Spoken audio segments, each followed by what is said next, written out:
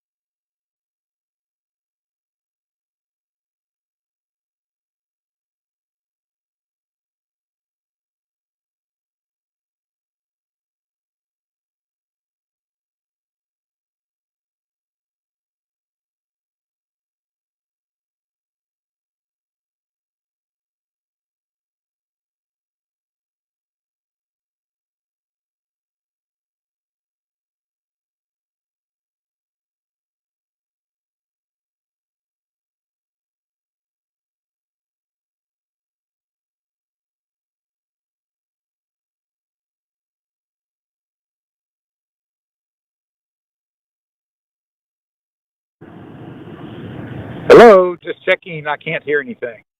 Yeah. I can hear you, Don. Oh, good. Well, that's a good sign. Thanks, Fleming. I'll go back on mute and wait patiently. Thank you. Yes. You need to know you're heard throughout the commissioners' meeting room, so We're actually live too. we're actually live and in living color.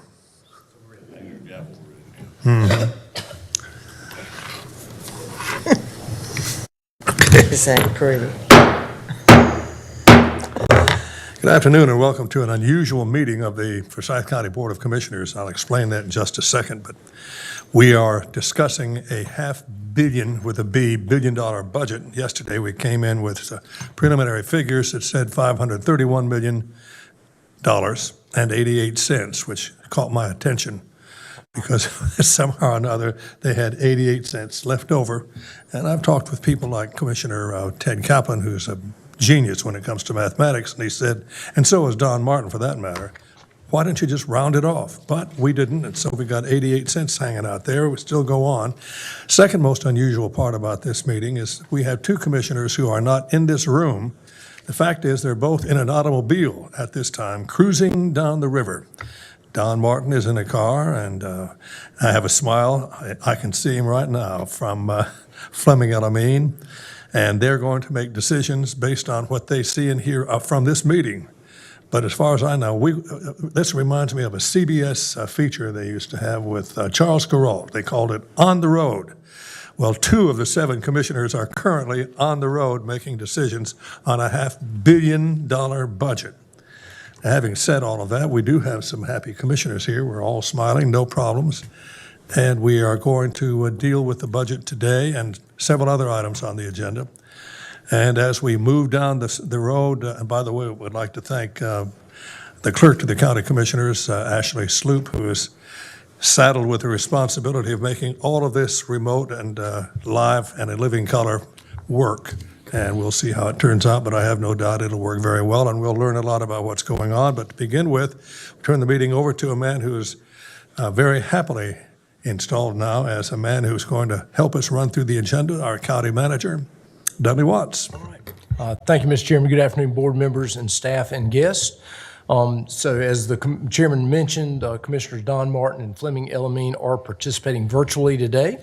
And so we have a few special processes that we're going to need to do. The first one is the roll call. So if I can ask the clerk to do the roll call. Commissioners, please verify your attendance by saying present. And Madam Clerk, please proceed.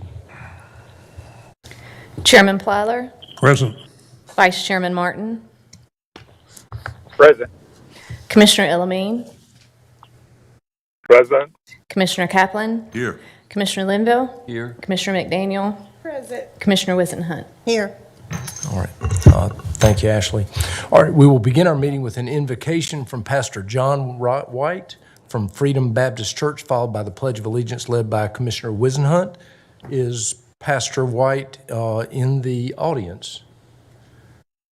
I do not see him, so let's handle that by standing as you're able, and we will have a moment of silence, and it will be followed by the Pledge of Allegiance from Commissioner Wisenhunt. So please bow with me.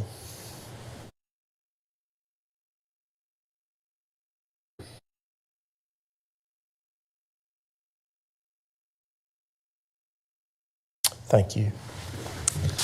I pledge allegiance to the flag of the United States of America and to the republic for which it stands, one nation, under God, indivisible, with liberty and justice for all.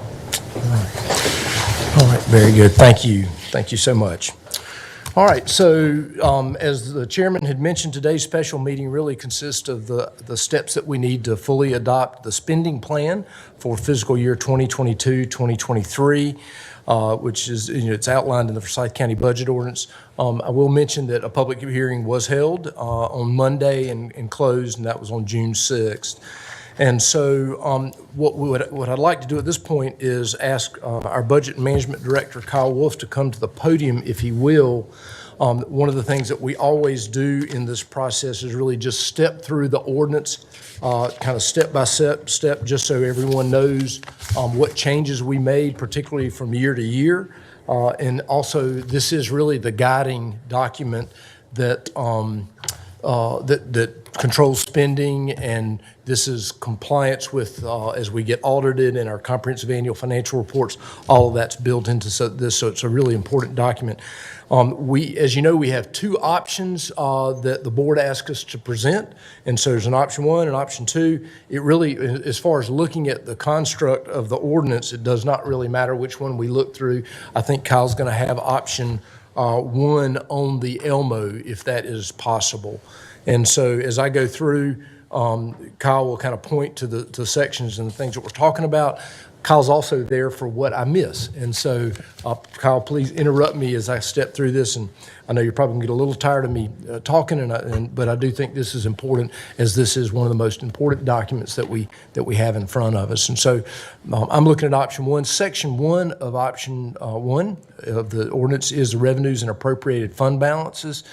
This is for all annually budgeted funds, and so it's the general fund where most of the activity takes place, but it's also the Law Enforcement Equitable Distribution or Special Revenue Fund, the Emergency Telephone System Special Revenue Fund, and the O. Moser Special Revenue Fund, which was a gift that the board received some time ago, and in the documents where it was given, sort of stipulated that it would be in that. And so those are the revenues that actually drive the budget from a revenue perspective. And then obviously you've got the appropriated fund balance number there that's in, and that's true actually for the general fund as well as the other funds. Section two is the appropriations. This is a really important section of the budget. It really guides not only and outlines not only the expenditures, but also sort of the rules and what you'd expect from staff around how business will be conducted in the county. And so I'm going to go through it in a little bit of detail. It talks about the authorizations and what you authorize the county manager to do as far as transfers from one fund to another. Really, nothing there's changed. In that second paragraph, it talks about the approvals that you give to the manager and its designee in coordination with the clerk to the board to execute the documents and agreements to make these payments. And so the only change here is well, let me run through. So those exceptions, those authorities are grant agreements for city, county, state, federal funds to public nonprofit organizations, leases with Forsyth County as lessee of normal and routine business property where the annual rental is not more than $50,000. That's where we're leasing property. And so if we lease property for more than that, we would obviously have to bring it to the board. Item three, consultant professional license, maintenance, service, and other routine business agreements where the annual compensation of each is not more than $50,000. And so in those categories, if it's over 50, automatically comes to the board. Purchase of software, apparatus, supplies, materials, information technology equipment, and other equipment where formal bids are not required by law. Currently, this does change, but currently the threshold for that is $90,000. So items over $90,000 and those would come straight to the board. I do want to say, because I often bring those items between 50 and 90 to the board, and I do that routinely where they are non-routine, and I feel like the board has not seen that before, and they need to see that. And so just know that is a normal situation. Applications and agreements for acceptance and distribution of state, federal, public, and nonprofit organization grant and other funds, and funds from other governmental units or other entities for services to be rendered. Item 6 is construction or repair work where formal bids are not required by law. This is a change. In the prior years, we have stipulated that number, and that formal bid number used to be $300,000. It was increased recently to $500,000, and so that will be one change in this. But again, where you have not seen those before, I would, and they're kind of unusual or non-routine, I would still bring those to the board. Really, regardless of cost. So just know that. Item 7, liability, health, life, disability, casualty, property, workers' compensation, or other insurance contracts or retention or faithful performance bonds. You've authorized the manager to sign in all those agreements. Item 8, agreements authorizing payment for court order placements of juveniles. Those have to move pretty fast, as you know, and so you've authorized the county to sign those. Number 9, agreements for the care, maintenance, or support of juveniles in the custody of the Forsyth County Department of Social Services. Kind of a similar consideration there. Item 10, fee or income generating contracts without regard to the amount generated. I actually routinely bring those to the board rather than rely on that, because a lot of times if it's a new type of fee or new type of revenue, you hadn't seen that, so that's important. And then agreements discussed and agreed to in the budget adoption process as specifically listed in Appendix A of the budget ordinance, and you'll see that when we get to the end of the ordinance. Item 12, agreements to pay amounts ordered by court to settle workers' compensation claim or pursuant to the policy regarding settlement of certain negligence and tort claims against Forsyth County in limited circumstances. You've approved that policy, and as y'all remember, one time a year in March, I always sit down with each one of you and review everything we paid out in that prior year, and so we'll continue to do that. The next section is really about schools. You do a by-purpose function allocation to the schools. That does require them, if they move funds between those purpose and functions, to notify you if they are more than 25% of the prior approval of the Board of Commissioners. The last one on that page is the behavioral health services appropriations. Really, the reason why that's been in there now and been in there in previous years is there is a state requirement where you can't reduce an amount for that mental health services, and so we like to stipulate that amount. A long time ago, when we began sort of taking more control and more involvement in those expenditures, was $4,026,677, and so we stipulate that really from a compliance perspective. In the last part of that section is really the expenditure side of the budget, and so you can see those numbers there. And when we bring a budget ordinance amendment to you, we bring an amendment to you because it changes one of these numbers. And so that's the purpose of that. It's very, very important, and obviously for the other funds as well. Section 3 is contingency. It basically outlines that contingency funds shall be used only for unanticipated fiscal requirements affecting the continued operation of departments of county government. Section 4 is compensation and allowances of elected officials. This really guides those payments, and so that's been in there every year, and it's in there as well. Each year we adjust the effective, those rates are adjusted effective on how basically the rest of the employees have been impacted. And so this year it includes the 2.71%. That's the average of the performance adjustment, basically the funding level. But we also added the 5% mid-year that was really deferred when you made that mid-year adjustment. None of the elected officials took that at that point in time, and it was really more of a budget item. And so that has been added. Section 5, sheriffs and register of deeds employees. We stipulate very clearly in the ordinance how many employees you are approving for the sheriff and the register of deeds. In that section, you'll see 612 for the total number of authorized full-time employees and 21 part-time. We also stipulate how many of those are sworn law enforcement positions, and that new number is 280. Register of deeds may not exceed 20 full-time and 2 part-time. Section 6 is the Avalor tax levy. This is where you are levying a tax on the property owners here in Forsyth County. And so it stipulates that rate is unchanged this year. It's 6.6778 per on each $100 of assessed valuation. And then the other important number in that section is at the very end of the paragraph, 99.23%. State law lets you appropriate that, include that collection rate in the calculation of what taxes that the levy will generate. 99.32. Okay, what he said. Very good, thank you. Kyle's doing his job, I appreciate that. Section 7 is debt leveling plans. This is a section that's been in there really since the advent of the debt leveling program. You can see the 4 debt leveling plans that are part of that 0.6778 tax rate. Basically, if you add those up, that's 11.5 cents. And net of debt leveling plan, the tax rate that you are approving this year is 56.28 cents. So if you ever can avoid all that debt, you actually have a 56.28 cent tax rate. Levy of privilege license and other taxes. The counties in North Carolina have very limited ability to levy those privilege licenses. I think there's just a couple of them. It's actually in the budget document, but this is where you levy those privilege license and other taxes. Section 9, tax levies for fire and tax rescue and protection districts. This is the section where you're levying the taxes to each one of those fire tax districts. You can see those there. There were 5 changes from the previous year, and we talked about those in detail. There's really 4 fire departments affected, but Louisville is also the West Bend district, and so it's Gumtree, Louisville, Salem Chapel, and Union Cross, and then West Bend is in there as well.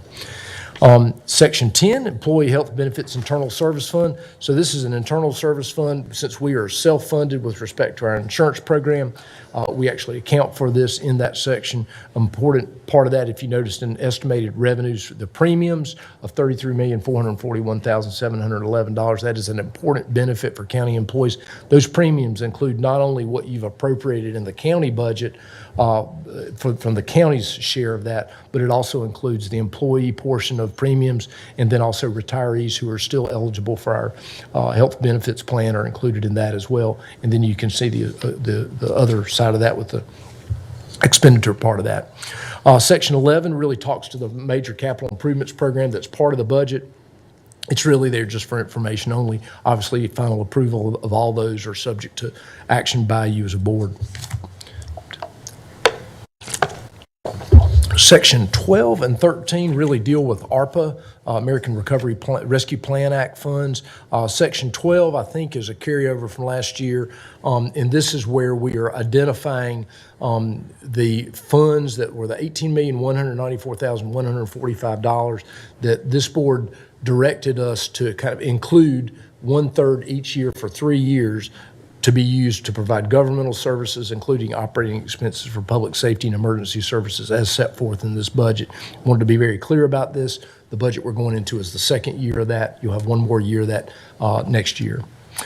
Section 13 is a brand new section. It really deals with federal requirements around compliance with procurement. There's a feature of that called the micro purchase threshold.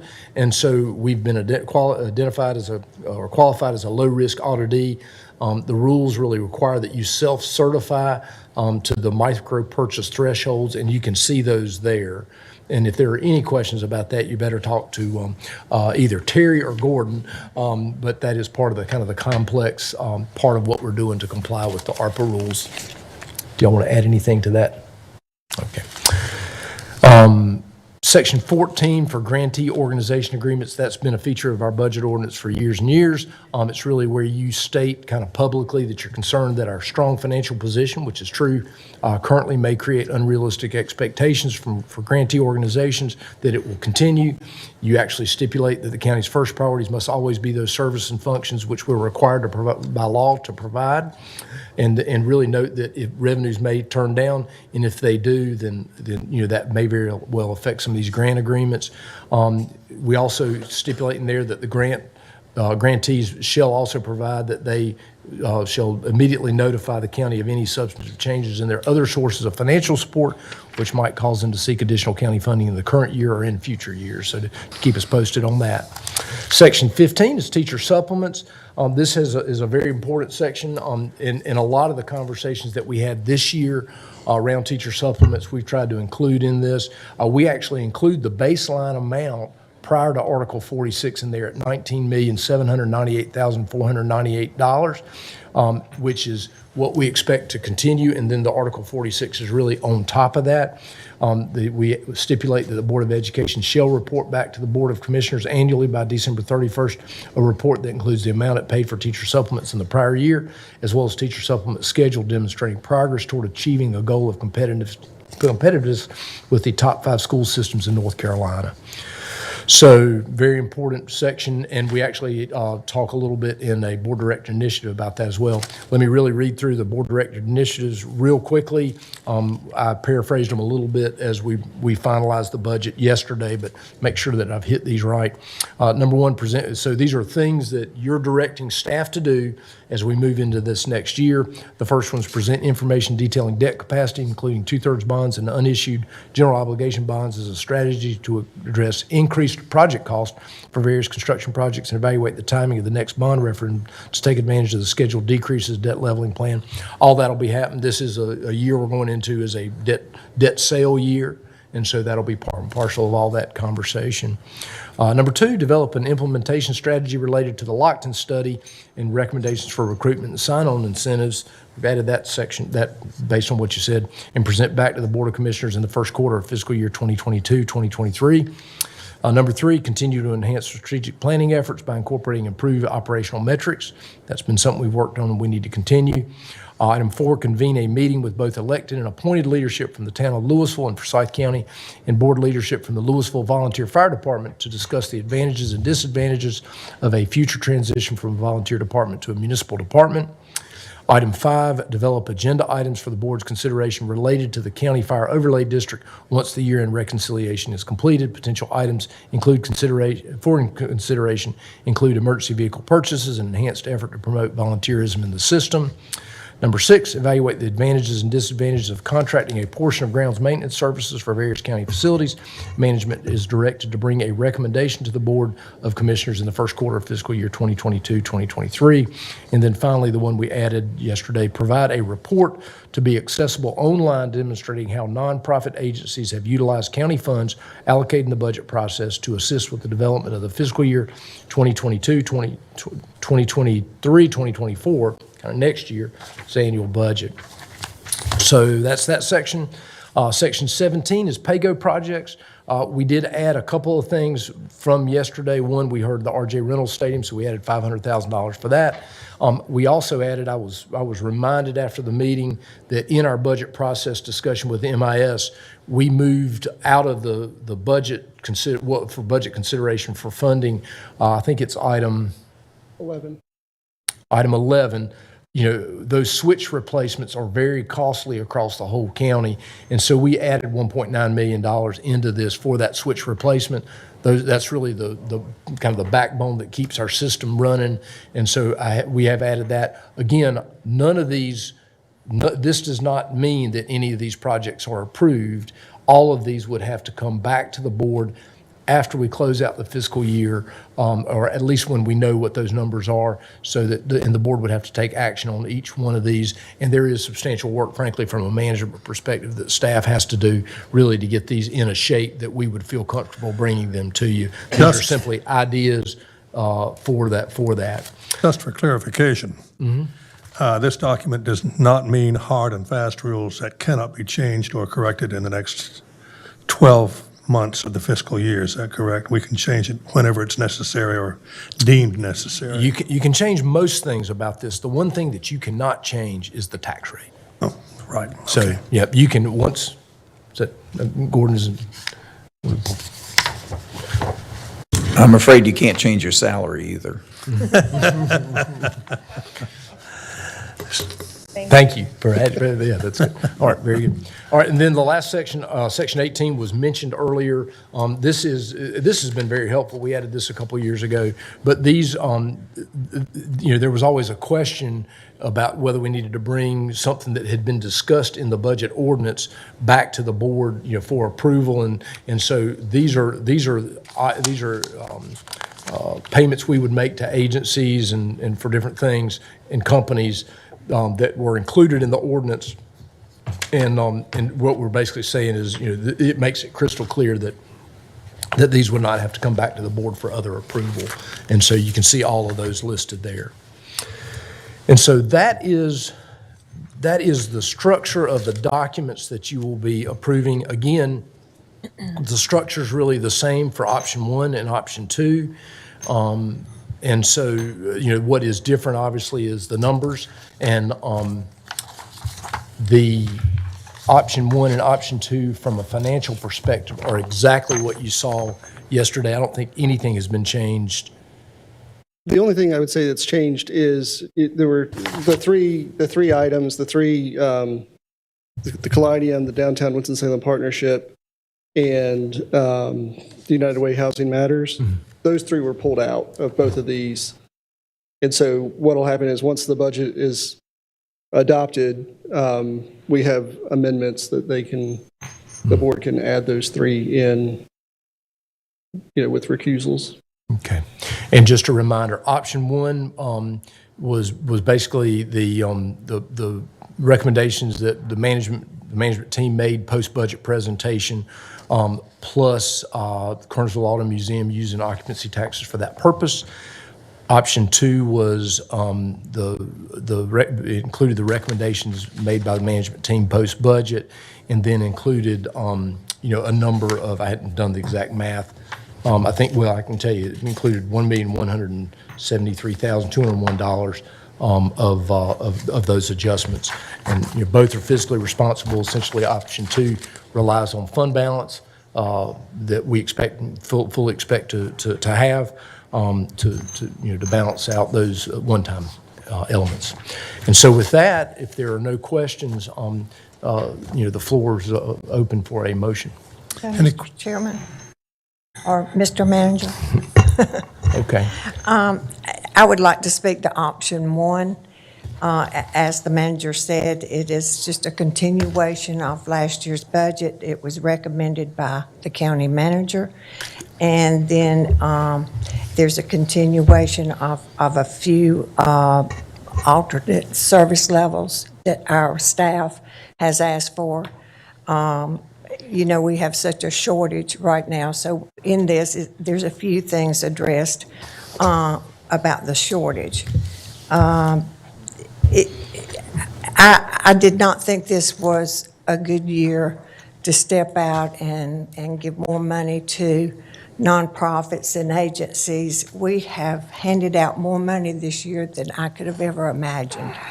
And we're getting ready to do it again. And yes, it's federal money, but that's still tax money. I just think it's a good time to put the brakes on. Gas went up 10 cents more a gallon last night. If you go to the grocery store, you're in for a sticker shock every time. And I would just like to see us put the brakes on the spending. Don't know what the future holds, nobody does. But it does look like that we're headed down a road far different from what we were in last year. So with that, I'd like to make a motion for option one. I'll second. Second by Commissioner Richard Linville. Okay. Any further discussion on the presentation today? Suggestions, corrections? Okay, so we'll need a roll call, Mr. Chairman. Okay, go right ahead, and we'll have the roll call. I'm sorry, Commissioner. What do you want those, Gordon? So we've pulled the three items that required out of both of the documents. So they're not in it. So Okay. there's no need for it. Thank you. Never mind. Yep. And I'll ask the clerk to the commissioners, Ashley Sloop, to call the roll. Thank you, Mr. Chairman. Chairman Plyler, No. Vice Chairman Martin, No. Commissioner Elamine, No. Commissioner Kaplan, No. Commissioner Linville, Commissioner McDaniel, No. Commissioner Whisenhunt. Yes. All right. So the motion fails 5-2. Okay, so the floor is open now for another motion regarding consideration of the budget. If no one has any, Mr. Chairman, yes, go right ahead. I was just prepared to make a motion that we approve option two. I actually think some of the very conditions that Commissioner Whisenhunt mentioned affect all of our community, and I think the list we had was long, and I think it's been pared down to those that will make a difference in both the quality of life as well as our economic stability, as well as a number of items that provide tremendous services, both particularly in the library and in the health department. Vice Chairman Martin has made a motion on option 2. Do we hear a second? Second. Second by Commissioner Tanya McDaniel. Any further discussion? Yes, I would like to have some words to Chairman.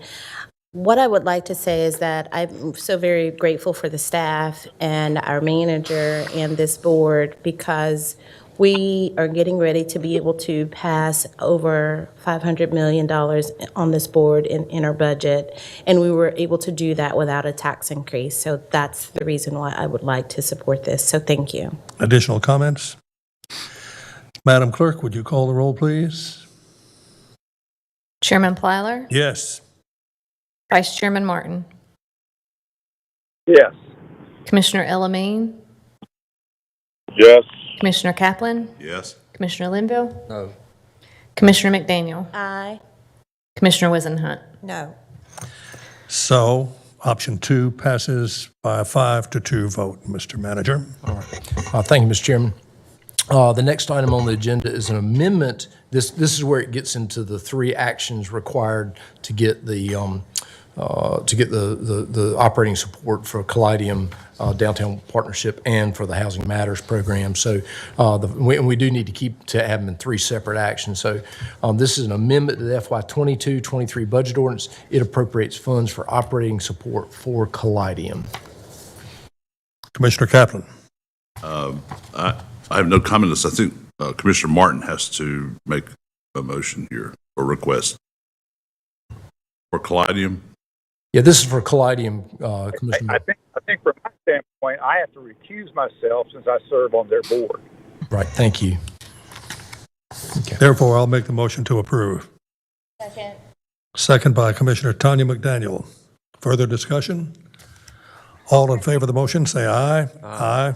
No, he's got to call. I'm sorry. Roll call. Go right ahead. Thank you, Chairman. Chairman Plyler? Aye. Vice Chairman Martin? You can't. I recuse myself. Oh, thank you. Commissioner Elamine? Aye. Commissioner Kaplan? Aye. Commissioner Linville? Commissioner McDaniel? Aye. Commissioner Wizenhunt? Aye. Motion passes. Very good, thank you. The next item on the agenda is an amendment to the FY 22-23 budget ordinance. It appropriates funds for the operating support for the Downtown Winston-Salem Partnership. And Commissioner Kaplan is, although very difficult to attend the meetings, but probably does need to take action. Yeah, for the public's notice, they meet the same time we do, so I haven't been there at all, but I'd request recusal of that item. So you have recused yourself. Do we have a motion? Second. I'd like to make a Elamine, motion so that we approve. I'm sorry, I didn't hear which one it was. Chairman Plyler, will you please ask them to speak their name when they make a Yes, motion would you or speak second? your name when you make the motion, please? That would help us. Elamine, so move the motion forward, please. Motion made to go forward with this motion by Mr. Elamine, second. Commissioner McDaniel has seconded. Second by Commissioner Tanya McDaniel. Further discussion? Call the roll. Chairman Plyler? Yes. Vice Chairman Martin? Yes. Commissioner Elamine? Yes. Commissioner Linville? Commissioner McDaniel? Aye. Commissioner Wizenhunt? Aye. A unanimous vote. Thank you. All right. And then the last item on the agenda is an amendment to the FY 22-23 budget ordinance. It appropriates funds for operating support for United Way Housing Matters. Commissioner Wizenhunt actually serves on that. I'd like to be recused from the vote, please. Commissioner Wizenhunt has recused from voting. Do I hear a motion on this proposal? Move to approve, Elamine. Motion to approve by Commissioner Elamine, Second by Commissioner McDaniel. second by Commissioner Tanya McDaniel. Further discussion? Call the roll, please. Chairman Plyler? Yes. Vice Chairman Martin? Yes. Commissioner Elamine? Yes. Commissioner Kaplan? Aye. Commissioner Linville? Commissioner McDaniel? Aye. Passed unanimously. Thank you. All right, and that is all of the items for the special meeting. So, Chairman. Commissioner Ted Kaplan. Move that we adjourn to reconvene in about 10 minutes for a briefing. A motion by Commissioner Commissioner Kaplan, and second by Commissioner Richard Linville to adjourn and come back in 10 minutes for further discussion on the briefing. All in favor say aye. Aye. Opposed? Got a roll call. Call, that's fine. Thank you. Chairman Plyler? Yes. Vice Chairman Martin? Yes. Commissioner Elamine? Yes. Commissioner Kaplan? Yes. Commissioner Linville? Commissioner McDaniel? Commissioner Wisenhunt? Yeah. Thank you. It's unanimous.